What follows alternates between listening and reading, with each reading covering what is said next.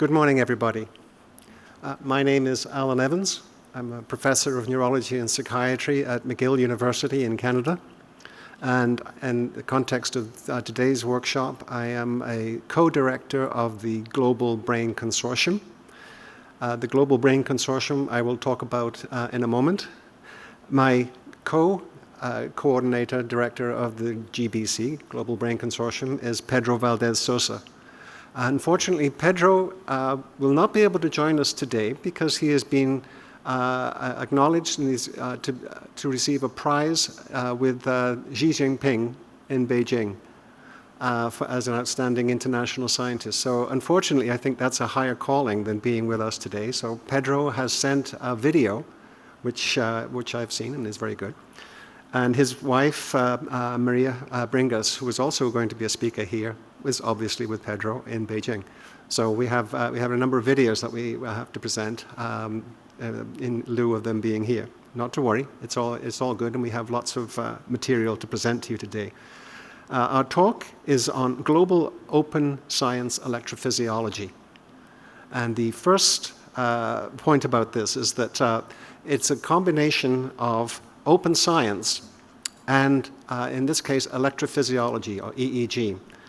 The reason for this being that EEG is both inexpensive and can be distributed around the world in an inexpensive manner, and it also provides unique spatio-temporal information about brain signals.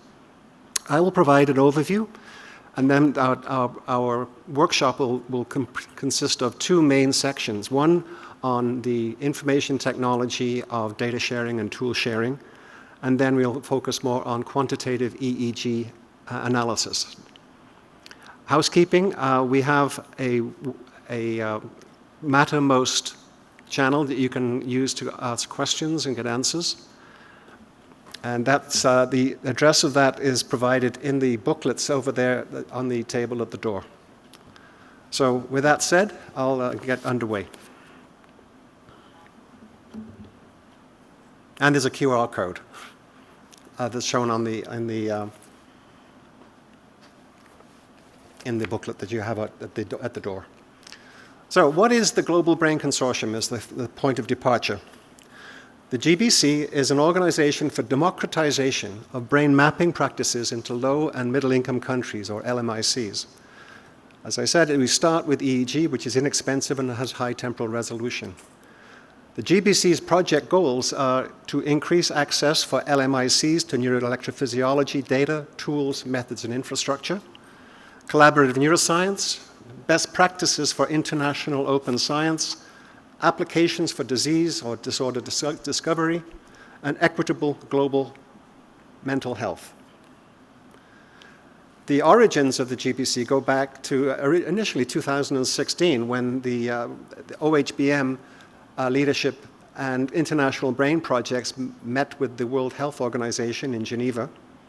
And you can see a picture of that meeting where we started to talk about democratization and outreach to globally disadvantaged communities.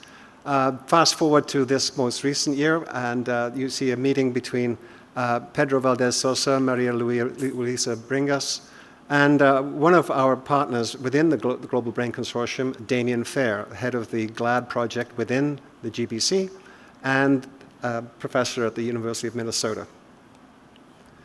The Global Brain Consortium steering committee is shown here, Pedro and myself as co-directors.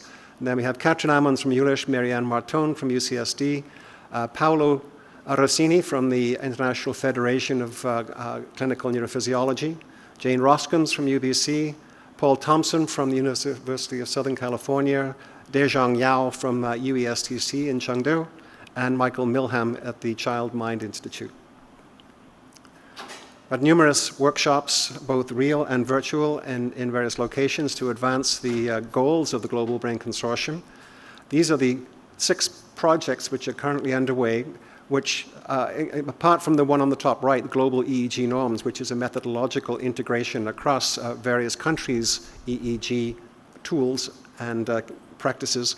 The other ones are looking at child brain development, malnutrition, dementia, COVID, and Parkinson's disease. Just in 2022, the GBC and the International Federation for Clinical Neurophysiology reached an agreement to develop EEG methods for early dementia and look at the impact on public health systems. The IFCN is a total of 62 societies in 58 countries with more than 20,000 members, so this is a significant outreach. We had numerous workshops, both at IFCN meetings, ICCN International Congress of Clinical Neurophysiology, at last year's OHBM meeting in Montreal, where we explore applications of data sharing and their applications in brain health, public brain health. More recently, the Child Mind Institute in New York has joined the fray.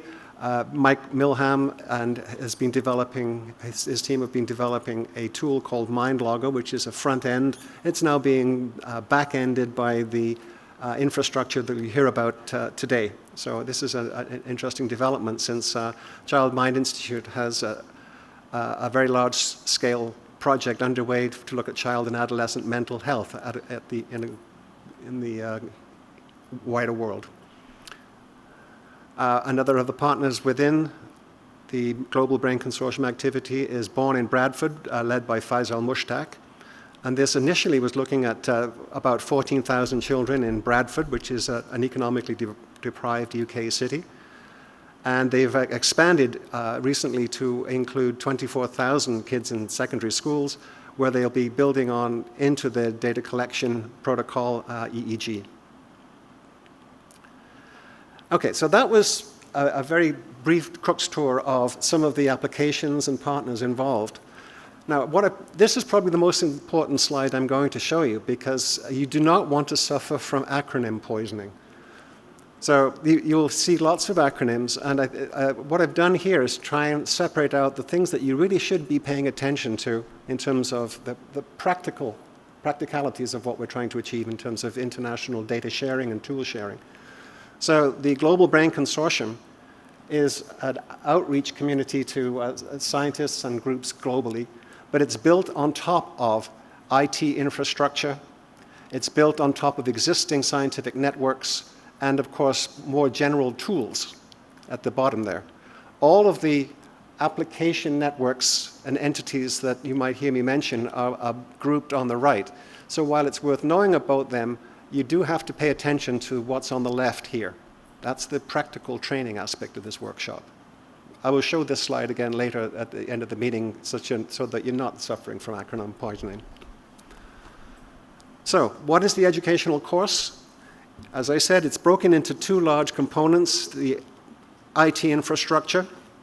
We will look at the CBRAIN and LORIS platforms, the hierarchical event descriptor.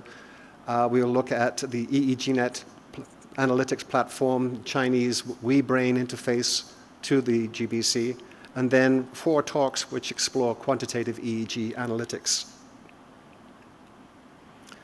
Now, Healthy Brains, Healthy Lives. This is a large initiative at McGill that is exploring both the applications of neuroinformatics and large-scale data modeling and analytics, and the application of those tools to the study of brain in neurodegeneration, cognitive neuroscience, and brain plasticity, and psychiatric disorders.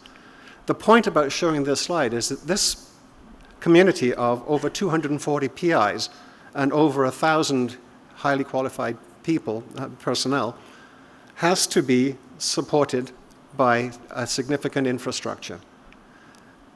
A lot of these people are data scientists looking at network modeling in the brain in many different projects. They all have to use a common infrastructure to share data, and this is the infrastructure you'll hear about today. On the left, you see what is known as LORIS, which is a multi-modal, multi-time point, multi-site databasing infrastructure that allows us to handle under one roof imaging, genetics, behavior, clinical information, biospecimen information, and electrophysiology. On the right is CBRAIN.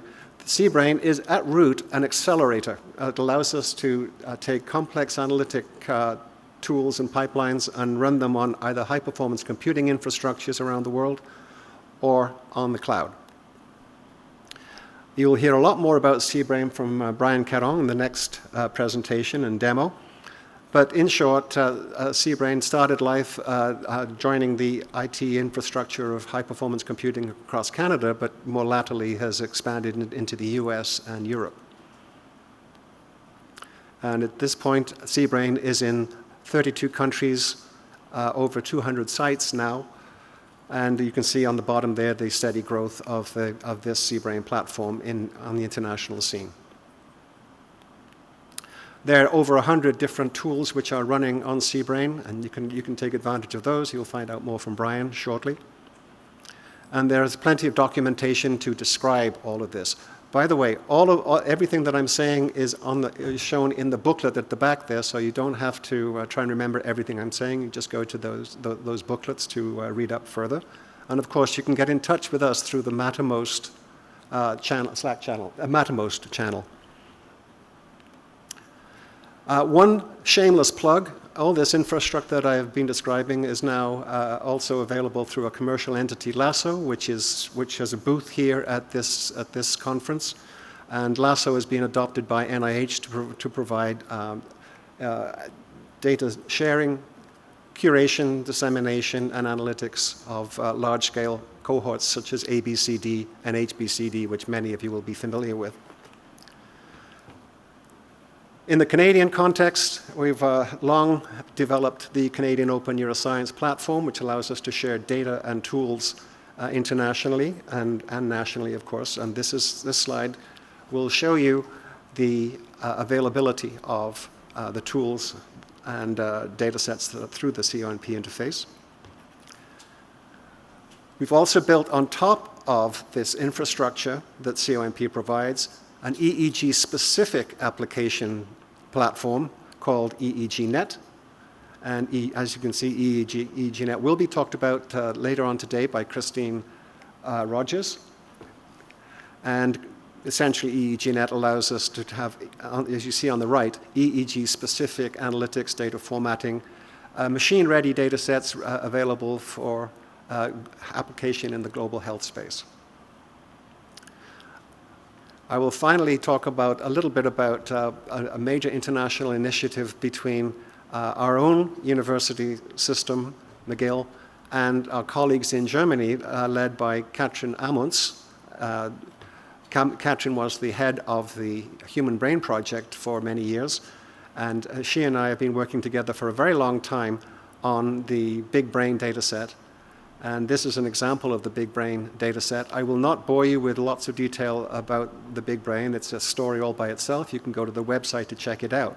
The point of mentioning this at all is because the Big Brain provides some unique resources that can be used to inform EEG analytics. Specifically, as you can see in this video, the segmentation of both the cerebellum, but more relevant to this discussion, you see the cortical layers have been segmented on this Big Brain data set, and this allows us to have a prior for constrained inverse solutions to take advantage of layer information in EEG. Now, this information is presently being incorporated into inverse solutions developed by Jorge Bosch-Bayar, who's another speaker in the second half of our workshop today. You can ask Jorge for much more detail about how this is all working. So that's essentially the end of the introduction. Again, please do pay attention to this. It's the stuff on the left which is going to really inform this workshop. All the stuff on the right, as exciting as it is scientifically, are all built on the same platforms that you see on the left. If you want to find out more about any of these platforms, tools, initiatives, these are a series of booths that you can go to in the exhibition hall. And with that said, I will close by putting up the schedule for today's events. The next speaker after me is Brian Caron. Brian is the lead of our CBRAIN initiative, and he will be talking about CBRAIN and Loris and providing a demo interactive session with you. So if anybody has any questions before I leave, I can take one or two quick questions before we get into the meat of the meeting.